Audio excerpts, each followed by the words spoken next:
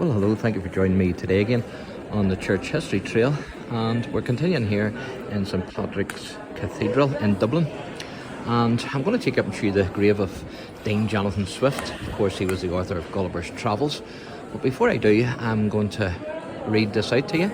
It's Dean Jonathan Swift. Jonathan Swift is best known as the author of the book Gulliver's Travels, but few know of his close relationship to the cathedral. Swift was an Anglican priest and dean of the cathedral from 1713 until his death in 1745. The pulpit he preached from is still preserved in the cathedral today. And it says here, Jonathan Swift was born in 1667 at Hoy's Court, close to the cathedral. In his early years, he attended Kilkenny College and then, aged 15, Trinity College, Dublin. In 1684, Swift decided to enter the priesthood, and his first parish was in Kilroot in County Antrim. And then it says Swift reached the pinnacle of his career as Dean of St Patrick's in 1713.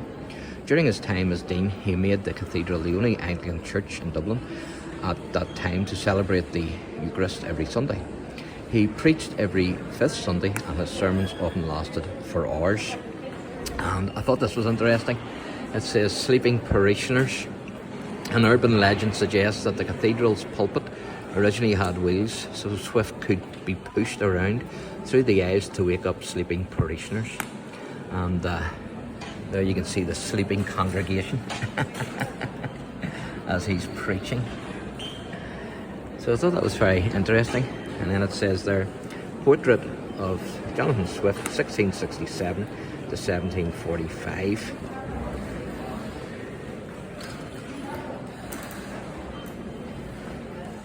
And it says Swift died in 1745, aged 78, well above average life expectancy for the period. And so I want to take you up and show you his grave. Of course, it was Jonathan Swift who translated the Latin inscription on the tomb of the Duke of Schomberg. And so we're going to go up here and have a wee look at the grave. Now, the plaque's been removed for cleaning, but this is the grave here of Jonathan Swift.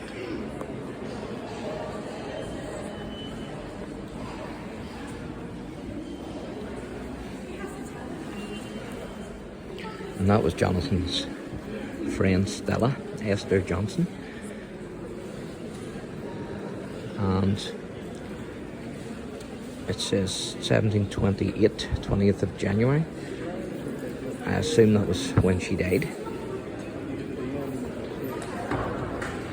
There's a wee bit of writing here, which I will read out to you. As you see, the plaque's been removed to be cleaned. But it says here, the graves of Swift and Stella. And it says Jonathan Swift's closest friends, Esther Johnson, better known as Stella, died aged 46 on the 20th of January 1728. On the night of her funeral, Swift was so overcome with grief that he could not bring himself to attend her funeral. He even moved out of his usual bedroom to avoid seeing the lights of her funeral through the cathedral's windows. Swift himself died on the 19th of October 1745, aged 78, having outlived many of his contemporaries. This was possibly because of his obsession with personal hygiene and exercise. In pleasant weather, he walked or went riding. When bad weather kept him inside, Swift raced up and down the 3 flights of stairs in the deanery. And it says, paying their last respects, the people of Dublin filed past Swift's open coffin in the deanery. After one mourner cut off a lock of his hair, the public viewings ended. The clergy then held a private funeral in the cathedral. Today, Swift and Stella are buried alongside each other in accordance with Swift's wishes. And then it says there, in 1731, Swift reflected upon his own death, writing, his time was come, he ran his race, we hope he's in a better place. So there you are, and I'll give you a wee view of the grave again. And that's where Jonathan Swift and his good friend Stella then are buried. So thanks for watching, and God bless.